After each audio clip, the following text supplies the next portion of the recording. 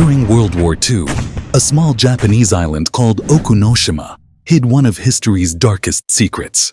It wasn't on maps, and few people knew it even existed. This island housed a facility that produced thousands of tons of chemical weapons, like mustard gas and tear gas. Workers in hazmat suits moved through the buildings, often unaware that the substances they handled were slowly poisoning them. Okunoshima Island is now filled with thousands of fluffy, curious rabbits. But how did this island go from a top-secret wartime facility to a bunny-filled wonderland? Hit that like button and stick around as we uncover the fascinating and surprising story of Okunoshima. The island, located in Hiroshima Prefecture, is just 4 kilometers in circumference, making it small enough to explore in a single day. But don't let its size fool you. This tiny piece of land has a big history. Before it became the rabbit haven we know today, Okunoshima played a dark role in Japan's wartime history. Back in 1925, Japan signed the Geneva Protocol, agreeing to ban the use of chemical weapons. But instead of sticking to the rules, they quietly began developing them in secret. They needed a hidden location, somewhere isolated but still accessible, and Okunoshima was the perfect fit. The island was tiny and remote enough to avoid attention. Between 1929 and 1945, Okunoshima became a hub for Japan's chemical weapons program, producing over 6,000 tons of poison gas, primarily mustard gas. To keep this operation hidden, the island was erased from maps, and workers were sworn to secrecy. After World War II, the facilities were dismantled, but the ruins remain as a stark reminder of its grim past. So, how did the rabbits get here? There are competing theories, each with passionate defenders. One popular account is that in 1971, a group of schoolchildren released 8 laboratory rabbits on the island during a field trip.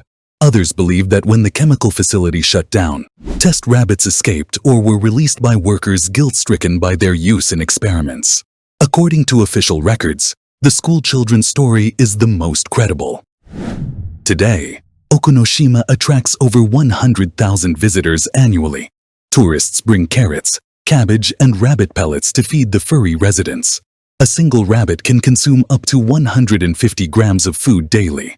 With an estimated population of over 1,000 rabbits, their combined food intake totals around 100 tons each year. The rabbits are entirely dependent on human visitors for sustenance, as the island doesn't naturally produce enough food to sustain them. To maintain balance, dogs and cats are strictly prohibited, and visitors are encouraged to stick to designated feeding areas. Approximately 75% of workers exposed to toxic gases have reported chronic health issues, underscoring the devastating human toll of chemical warfare. Today, the island is managed by a dedicated team responsible for operating ferries, maintaining trails, and preserving the solemn history of the site through the Poison Gas Museum. This museum offers a haunting glimpse into the island's past, with exhibits that vividly illustrate the production and harrowing effects of chemical weapons. Many visitors describe their visit as both deeply educational and emotionally powerful. Okunoshima's rabbits have captured the hearts of millions, transforming their island home into a global attraction. But what happens when rabbits aren't confined to a small island and their population spirals out of control?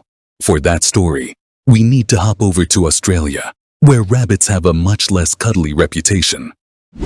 In 1859, Thomas Austin, a settler in Australia, introduced just 24 European rabbits, envisioning a pleasant reminder of home. What could possibly go wrong? With no natural predators and a perfect breeding environment, the rabbit population exploded. One female rabbit can produce up to 40 offspring annually.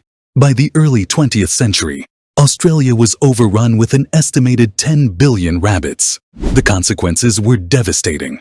Crops were devoured, native vegetation destroyed, and ecosystems thrown out of balance.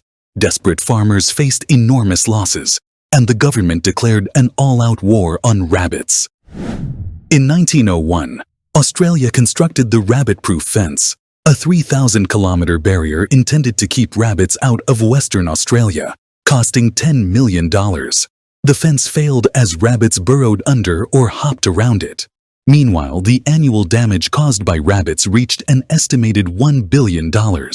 When physical barriers proved inadequate, Australia turned to biological warfare.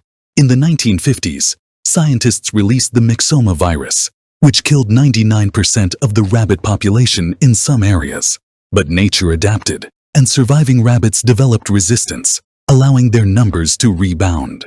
Today, Australia's rabbit population is around 200 million, a significant reduction from its peak but still a source of environmental and agricultural challenges.